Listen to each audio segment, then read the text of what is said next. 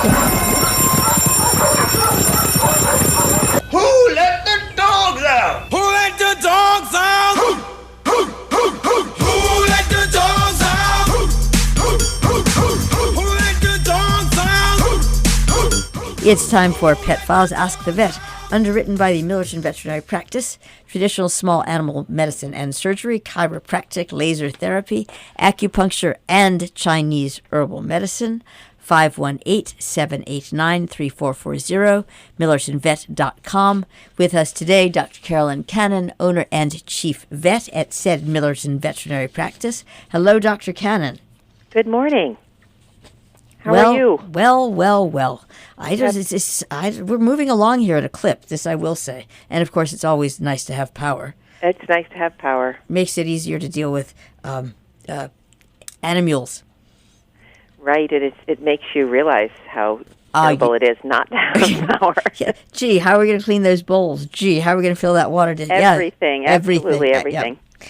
All right. Zach in New Preston. When my dog and I come inside after a hike on a hot summer day, and there's power, my first move is to provide both of us with some fresh water. He almost always refuses it. I don't get it. Can you explain this? Should I force him to hydrate by giving him a treat that provides some moisture? Sometimes I'll give him a carrot, but I'm not sure if that's solving the problem, or even if there is a problem. Is it possible for a dog to dehydrate themselves on purpose? My dog is a neutered male border collie mix, 5 years old. He is in good health, by the way.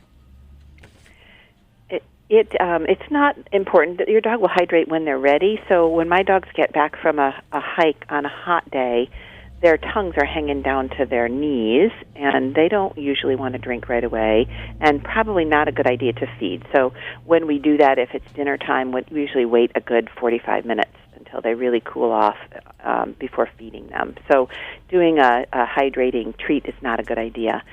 But one thing that you can do is help them to cool off without making them drink, or if they don't want to drink, you can help them cool off by cooling off their feet.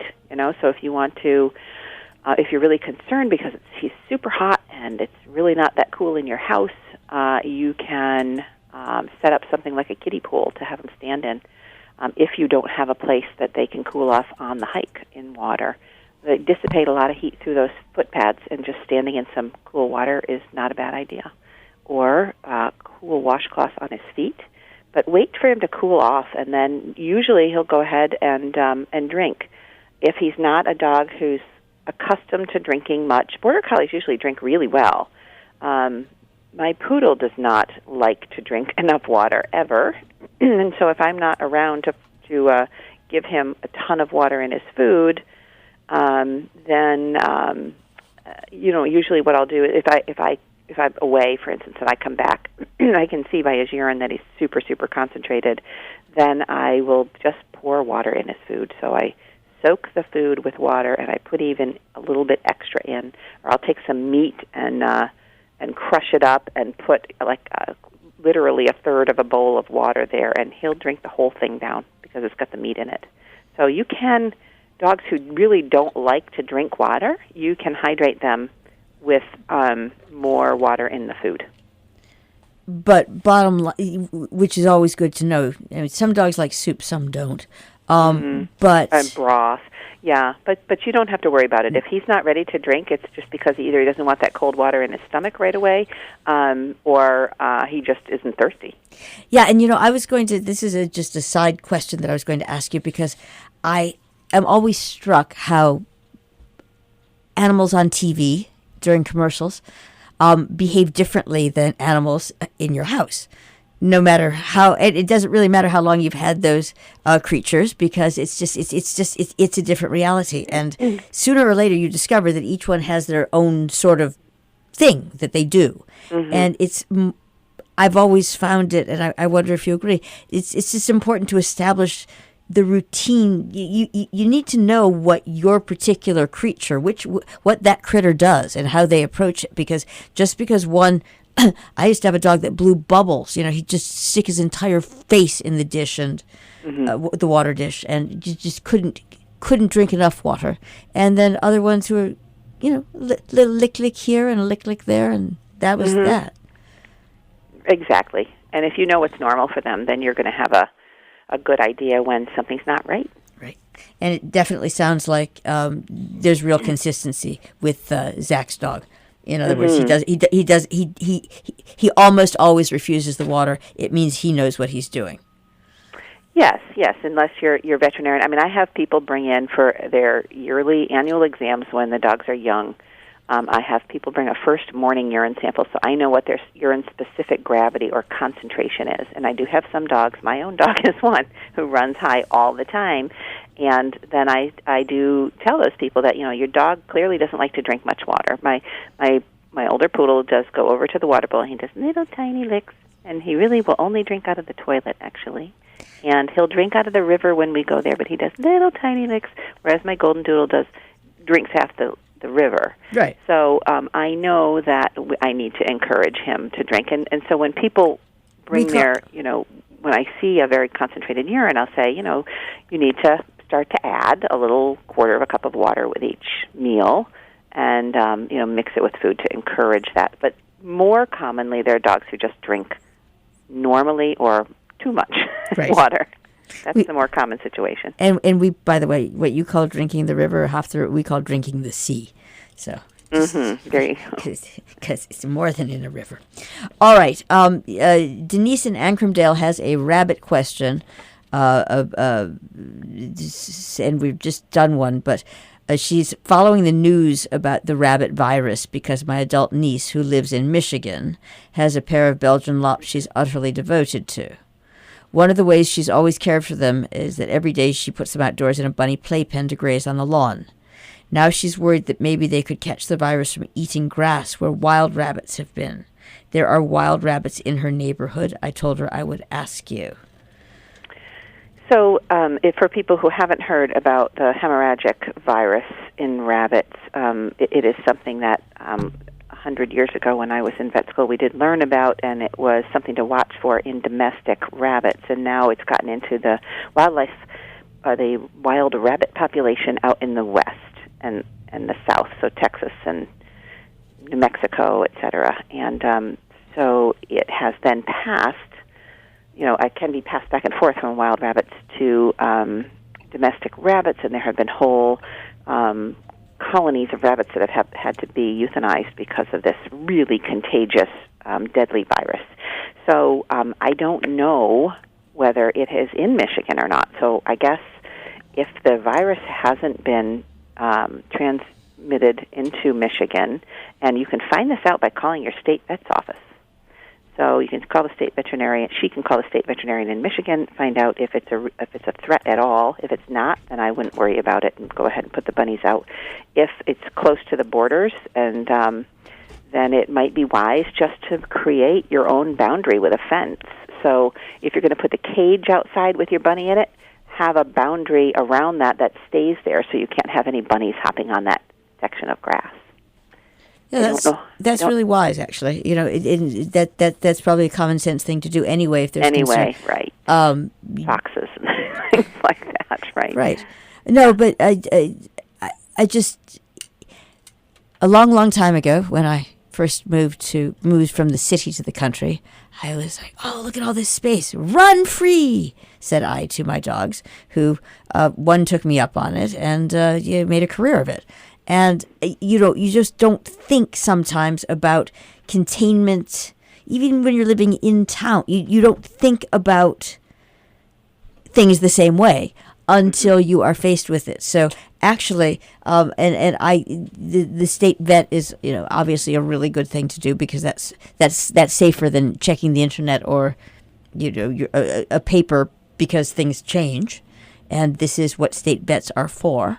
Mm-hmm. But separately, just creating a place where it's safe, where it's safe to put the whatever XYZ is out, is probably just good common sense.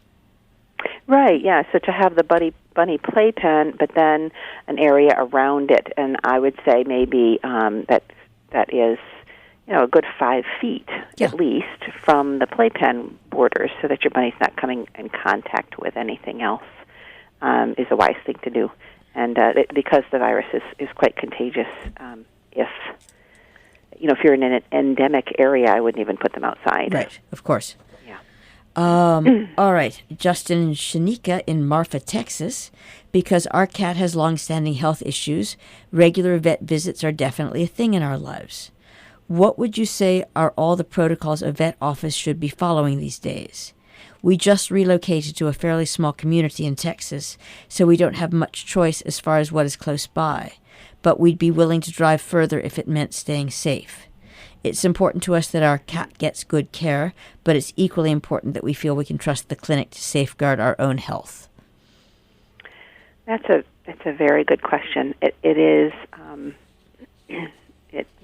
the standard of care can vary quite a bit between veterinary offices, and especially if you're way out in the country. But it somewhat depends on what the health issues are and the age of your pet. So the older the pet, if your cat has a chronic health issue that seems to be stable, then and is young, then monitoring every 3 to 6 months. So as far as vet visits goes, is a good idea. Doing regular blood work, I think, is really helpful. So a regular physical exam and lab work when your cat has some sort of a health issue is super important. So, for instance, if there's kidney disease, then and your cat is not, 15, 16, then it's really important for longevity to have frequent visits, and that might be, depending on what is the cause of kidney disease, that might be every 2 or 3 months. But certainly monitoring the values, the blood work every 6 months if your cat is very stable. Monitoring blood pressure is really important with cats who have kidney disease. If they have hypertension, they can go acutely blind. Monitoring their hydration and their physical health, looking at a urine sample. Cats who have kidney disease can be more prone to having bacteria in the urine, and if they have a urinary infection that you're not picking up for a long period of time, that can cause worse problems with the kidneys. You want to definitely have X-ray, the ability to have X-rays. You need to be able to monitor for stones in the bladder, stones in the kidneys. It's a little bit difficult for me to be really specific about that, but your veterinarian should be, if you've got an older pet, your veterinarian should be recommending at least biannual exams. Because if you think about it, if you've got a 13-year-old dog and you have him seen once a year, that's like taking your 80-year-old grandfather to the doctor once every 5 years. Which in some cases is probably, I'm just joking. Yeah, that's... That's probably a good thing, what you're saying. So you're looking at, think about how quickly your pet is aging, and if you're going to a veterinarian who's doing a really good, thorough physical exam and paying attention to the particulars in the lab work, then and you feel comfortable with that. The other thing you need to do is educate yourself about what the problem is, because if you're doing some reading and your veterinarian's not recommending what you are reading is typically done, then you need to look for someone else. And separately, because they're in Marfa, I get the idea, because all roads lead to COVID, that they're also asking about what are most vet offices doing.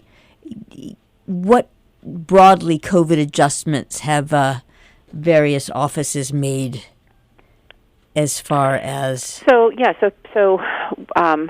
Sorry, I skipped over that part. So people, veterinarians are networking extensively about what they are doing, and most veterinary practices are still doing curbside service. And what that means is that we're not treating your pet in the car, that we're having you come and we're bringing the pet into the office and being super careful about not to contaminate your leash and collar, and or your dog. So, touching your dog with very clean hands. I personally don't wear gloves because I wash my hands and wash my hands and wash my hands. And so I'm not transmitting anything from myself or the environment. However, my staff often will wear gloves in between. They change gloves for every pet. We keep our own leash. When we take them from the foyer, we keep our own leash, and that leash goes into a bucket of sanitation as soon as your dog is back in their own leash and collar. So we all wear masks. We wear masks inside, outside, all day long, and we don't allow anyone at the practice without a mask. If someone shows up, we provide a mask for them. So you just want to make sure that your veterinarian is following really safe protocols, and it's fine for you to ask them what they're doing. If they're letting everybody in the building and you're seeing, if you're seeing more than one person going into the building, as far as a client goes, or if you're seeing the workers without masks on, then I would hesitate to go there. And because they're clear that they'll drive further, it's probably worth calling around. If the yeah, and you can see on the website a lot of people are posting what they're doing, their practices are, and we really need to. What I believe we really need to be super careful because we need to protect our employees. Right. And it's also consistency is just hugely important. It's almost comforting. If people do XYZ and it's the same XYZ within these parameters, you're going to have a better sense that, all right, everyone's it's more or less on the same page. Exactly, and that everyone is feeling safe and not having to have anxiety all the time. Right. Yeah. So our biggest problem is the cell phone usage. We have many people who have cell phones and they don't have service in our parking lot, or I don't know. It works well oftentimes, especially if people are parked right up front. But if they wander off because they're waiting, then we can't get service. I'm running outside. It seems more and more often. A lot of times, older people don't know how to work their cell phone. They have one from their children, and they don't even know how to answer it. So, it's a there's a communication aspect. So when you call and you make your appointment, say, so I call from they should be telling you call us from the parking lot, and then we will send someone out, and then we usually will have you get the pet out of the car. Now, if you've got a cat in a carrier, then we have you come into the foyer and leave your cat, and we don't go out there to pick up the cat until you've left. We've left, and then we were very careful not to contaminate your cat carrier. Right. So the more particular they are on the phone with you, I think the better. All right, and that's a good way to get a sense. It's called communication. Right. All right. Lila in Bantam, right before the pandemic hit, I had started taking my 11-year-old Siamese in for acupuncture for her arthritis. My vet is no longer offering that service, and it's not clear if he will ever resume. For now, he's only taking emergencies. What's my best option? Wait until I can find another place that is offering it? Or is there another alternative I could be considering? There are people who travel who might come to your home. Now, it's easier with dogs because they'll work outside. You can't really do that with a cat, but you could certainly try to find someone who will travel to the house, and they're not going to probably want to sit in a room with a person. But if your cat is accustomed to acupuncture and is really relaxed by it, then that veterinarian might be able to do it at your house. You also could make sure that your Siamese is on the right supplements for arthritis. So a good joint supplement like Dasaquin Advanced and a high level of omega-3 fatty acids will help to ease that osteoarthritis. Cats don't do well on drugs for arthritis. And I think that, early on, we had a whole big problem with having employees and people not wanting to work and people being afraid. And so what we were all having to do is cut back to just emergencies. And I still can't. I'm still too busy with the staff that I have and the ability that we have to be careful to take on any new patients, but I'm not doing only emergency work anymore. So hopefully that will work out with time, and your vet will start to be able to do it. One of the difficult things is taking all of that time that acupuncture needs when you're actually trying to see so many patients in a day, and you can only see one at a time, and you're having to be careful. So it's really the time element. If your cat will go in without you. Yeah. So if you're needed for the acupuncture, then you certainly could call around and see if someone would come to the house. But it is also getting a little more. I'm just noticing out there that you've got a little more latitude. It was absolutely so that you could only get emergency. It was only during the more stringent lockdowns, you could only actually offer emergency care. Mm-hmm. And so I think that sometimes it might be worth it for Lila to check again also, because absolutely there's good idea. There's there's been some relaxation of that, just for obvious reasons, because people are able to be a little more relaxed about how to bring it. And again, especially if the the cat's already seems to be somewhat accustomed to it, I think she's got I think she's got a shot, is what I think. Yes. And we've got one similar, not surprising, from Dorian Winstead. I'm severely immunocompromised, so I'm reluctant to leave the house unless absolutely necessary. I'm wondering if there are basic health checks I could be giving my pet that would act more or less like checkups until this crisis has passed. If so, how would I find out how to do it? For example, the vet tech always takes the temperature. Can I buy a special thermometer and learn how to use it? That kind of thing. I have a full-grown foxhound. Thank you. Well, the first thing that comes to mind is some of the things that we do, most of the things that we do in the office. The dogs have a huge amount of respect for the authorities, for some reason, of the veterinarian. And so they allow us to do things that they don't necessarily allow you to do at home, like take their temperature. And so someone who's immunocompromised, I would worry about a dog bite, really worry about a dog bite. So it depends on how well you know your dog and what you can get away with and whether you have someone at home to help you.